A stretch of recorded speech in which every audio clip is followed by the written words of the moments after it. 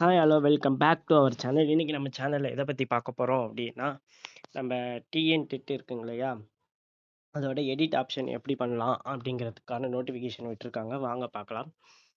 ஆசிரியர் தேர்வு வாரியம் மூலம் தமிழ்நாடு அரசு ஆசிரியர் தகுதி தேர்வு டெட் அறிக்கை எண் போட்டு அது போட்டிருக்காங்க. ஓகேங்களா.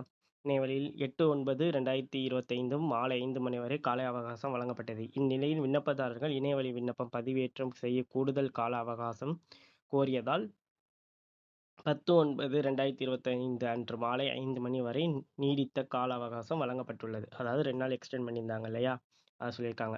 இதனைத் தொடர்ந்து விண்ணப்பதாரர்கள் தங்களது இணையவழி விண்ணப்பத்தில் திருத்தம் எடிட் ஆப்ஷன் மேற்கொள்ள அவகாசம் வழங்க கோரியதின் அடிப்படையில் தமிழ்நாடு அரசு தகுதி தேர்விற்கு டிஎன்டெட் விண்ணப்பித்து கட்டணம் செலுத்தியவர்கள் தங்களின் விண்ணப்பத்தில் திருத்தம் எடிட் ஆப்ஷன் மேற்கொள்ள விரும்பினால் 11/9/2025 முதல் 13/9/2025 வரை, அதாவது 11, 12, 13 3 நாட்களுக்கு நீங்கள் எடிட் ஆப்ஷன் பண்ணுறதா தான் பண்ணிக்கலாம். அது யாருன்னா நீங்கள் ஃபீஸ் கட்டி சப்மிட் பண்ணவங்க மட்டும்தான், அவங்கள மட்டும்தான் பண்ண முடியும்னு சொல்லியிருக்காங்க. மேலும் திருத்தங்களை எடிட் ஆப்ஷன் மேற்கொள்ளும் கீழ்காணும் வழிமுறைகளை மற்றும் நிபந்தனைகளை கவனமாக பின்பற்றி அறிவுறுத்தப்படுகிறது.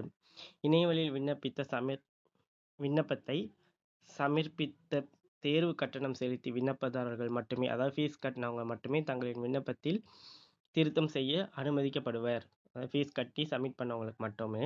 அடுத்தது, விண்ணப்பதாரர்கள் விவரங்களை திருத்தம் செய்து புதுப்பித்தவுடன் முதல் பக்கத்தில் இருந்து கடைசி பக்கம் வரை உள்ள சப்மிட் பொத்தானை அழுத்தி விண்ணப்பித்தால்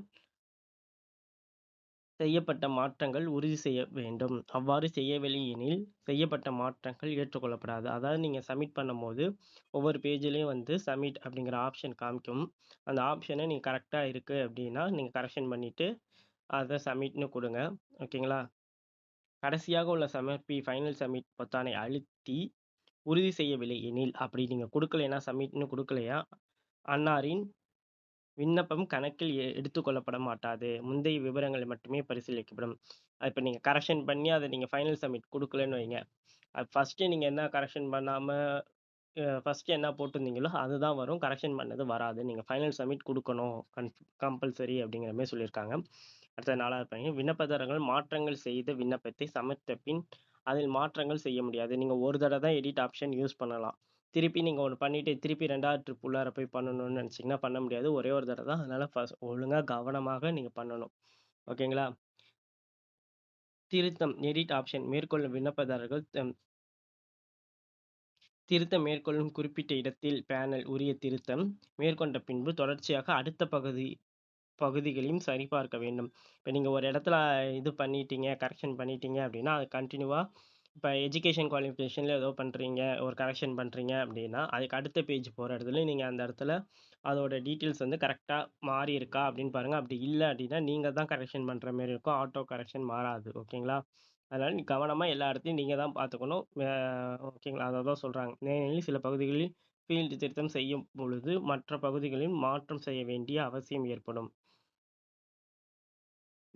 இதில் பண்ணியாச்சு அங்கே ஆட்டோமேட்டிக்காக மாறிடும் அப்படின்லாம் நினைக்காதீங்க. இப்போ அட்ரஸ் கொடுத்தா கம்பெனி பர்மனெண்ட் அட்ரஸ்லேயும் என்ன இருக்கும், மாறி இருக்கும் அப்படின்னு டிக் பண்ணியிருக்கறனால மாறி இருக்கும்னு நினைக்காதீங்க. அதையும் ஒரு தடவை செக் பண்ணிக்கோங்க. எங்கெங்கெல்லாம் குவாலிஃபிகேஷன் மாறுதோ, இப்போ குவாலிஃபிகேஷனில் மாற்றுனீங்கன்னா எங்கே மாறுமோ அங்கெல்லாம் செக் பண்ணிக்கோங்க. எல்லா இடத்தையும் கவனமாக பார்க்கணும் அப்படின்னு சொல்லிட்டாங்க. ஒரு தடவை தான் ஆப்ஷன் பண்ண முடியும், எடிட் ஆப்ஷன் யூஸ் பண்ண முடியும், அதுக்காக.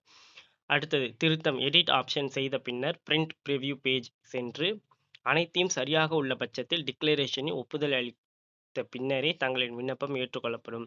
அதாவது எல்லாமே ஃபில் பண்ணிவிட்டு ஒரு பேஜில் ஃபுல்லாக ஃபோட்டோ வச்சு ஃபர்ஸ்ட்லேருந்து லாஸ்ட் வரைக்கும் ஒரு 5 பக்கத்துக்கு 6 பக்கத்துக்கு காமிக்குது இல்லையா, அது நீங்கள் நல்லா கவனமாக பார்த்துட்டு அதுக்கப்புறம் உறுதி அளிக்க சொல்லிடுறாங்க. ஓகேங்களா.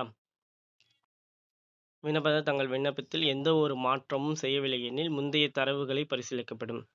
அதான் நீங்கள் எந்த கரெக்ஷனும் பண்ணலை அப்படின்னா, அதில் வேறு எந்த கரெக்ஷனும் இல்லை அப்படின்னா நீங்கள் ஃபஸ்ட்டு என்ன கொடுத்தீங்களோ அதுதான் உங்களுக்கு வரும். ஓகேங்களா.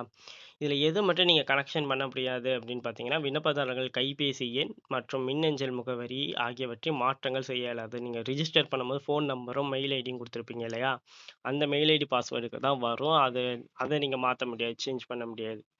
அடுத்தது, வேற என்ன பண்ண முடியாதுன்னா, கம்யூனிட்டி மற்றும் மாற்றுத்திறனாளிகள் பிடபிள்யூடி சார்ந்த விவரங்களை திருத்தம் இருப்பின், விண்ணப்பதாரர்கள் செலுத்திய கட்டணத்தில் ஏற்படும் மாற்றங்கள் விண்ணப்பதாரரே பொறுப்பாவர்.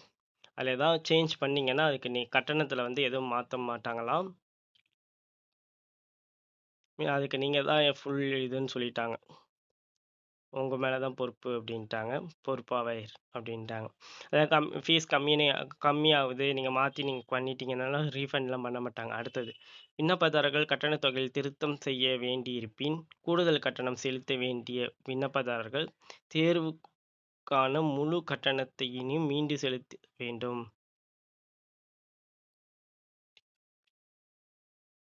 விண்ணப்பதாரர்கள் கட்டணத் தொகையில் திருத்தம் செய்யும் பொழுது குறைவாக கட்டணம் செலுத்த வேண்டியிருப்பின், விண்ணப்பதாரர்கள் ஏற்கனவே செலுத்திய கட்டணத்தின் மீதி தொகை திரும்பி வழங்கப்பட மாட்டாது. அதான் மேல சொன்னது 2த்துக்கும் சொல்லியிருக்காங்க. ஓகேங்களா?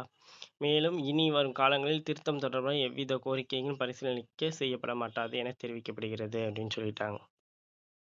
டவுட் இருந்தா கீழ கேளுங்க. நான் உங்களுக்கு வீடியோ போடுறேன். அப்படி ஏதாவது கரெக்ஷன் இருந்ததுன்னா 10வது பாயிண்ட்ல எதுவும் கரெக்ஷன் இருந்து உங்களுக்கு அமௌண்ட் கூட வருது அப்படின்னா, நீங்க கட்டுற மாரி தான் இருக்கும்ன்ருக்காங்க. ஓகேங்களா?